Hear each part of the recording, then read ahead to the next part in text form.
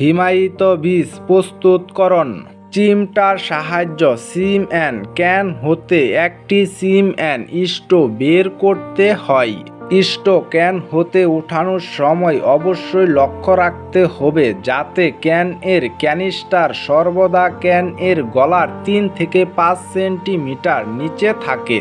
খুব তাড়াতাড়ি স্টোটিকে 34 সেন্টিমিটার থেকে 38 সেন্টিমিটার তাপমাত্রার পানিতে 10 থেকে 15 সেকেন্ড রেখে তুলে নিতে হবে। একে থুইং করা বলে। থুইং করা স্টো অবশ্যই কয়েক মিনিটের মধ্যে ব্যবহার করতে হবে।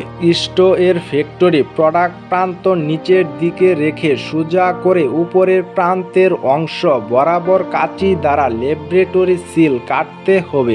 এআই গানের পিস্টন করে বের করে স্টোটি এআই গানের এমনভাবে ঢুকাতে হবে যাতে স্টো এর ফ্যাক্টরি প্রোডাক্ট প্রান্ত নিচের দিকে থাকে।